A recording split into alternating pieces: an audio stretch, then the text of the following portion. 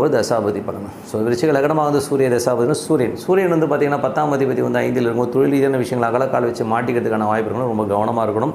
So கொஞ்சம் கேர்ஃபுல்லாக இருக்கிறது ரொம்ப நல்லது. தொழில் ரீதியான விஷயம் மற்றபடி எல்லாத்துக்குமே சிறப்பாக இருக்கும்.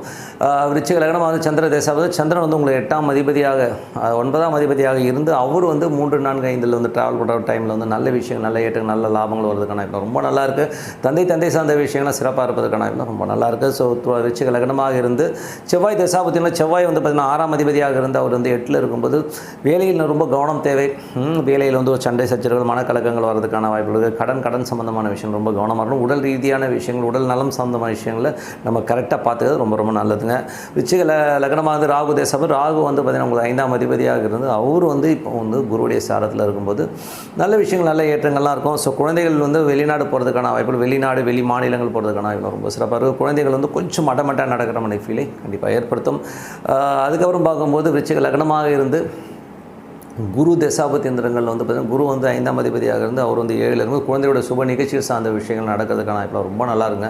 ஸோ அது சிறப்பான விஷயங்களை கண்டிப்பாக கொடுத்துரும். விருச்சிக லக்னமாக இருந்து சனி தசாபதி எந்திரங்கள். ஸோ சனி வந்து பார்த்திங்கன்னா உங்களுக்கு வந்து 3ஆம் அதிபதி 4ல் இருக்கும்போது சொத்துக்கள் மூலியமாக பெரும் பணம் வருவதற்கான வாய்ப்பு, நல்ல லாபங்கள் வருவதற்கான வாய்ப்பு ரொம்ப நல்லா இருக்குது. அதே தாயாருடைய உடல்நலம் சம்பந்தமான விஷயங்கள் கொஞ்சம் கேர்ஃபுல்லாக இருந்துக்கணும்.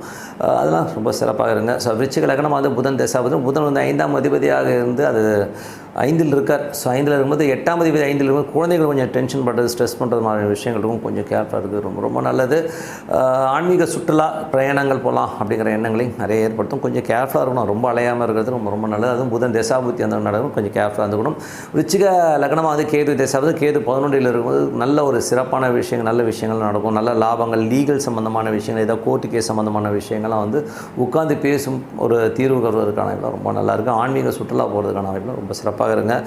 விருச்சிக லக்னமாக வந்து சுக்கிர தசாபதி, சுக்கிரன் வந்து பார்த்திங்கன்னா 5ல் வந்து உச்சமாக இருக்கிறதா இருந்தாலும் அது பரிவர்த்தனை வந்து 7ல் இருக்கும். சுப நிகழ்ச்சிகள் சார்ந்த விஷயங்கள் நடப்பதற்கான வாய்ப்பு, அதுக்கான செலவுகள் கொஞ்சம் நடக்கும். ஸோ அதெல்லாமே ரொம்ப சிறப்புங்க. ஸோ இதெல்லாம் ஒரு கேல்குலேஷன், எது ப்ளஸ் மைனஸுங்கிறது வந்து நம்ம கேல்குலேட் பண்ணி அது வந்து நம்ம வாழ்க்கையில் அப்ளை பண்ணிங்கன்னா ரொம்ப சேஃபாக இருக்கலான்றது தான் உண்மையான விஷயம். பார்க்கலாம். ஸோ இதை வந்து கொஞ்சம் ஃபாலோ பண்ணிக்கோங்க. ஏன்னா இந்த விஷயங்கள் வந்து நீங்கள் அலர்ட்டாக இருந்தீங்கனாலே ரொம்ப சிறப்பாக இருக்கும். மற்றபடி என்னங்க, ஸோ எல்லாமே சிறப்பு தான்.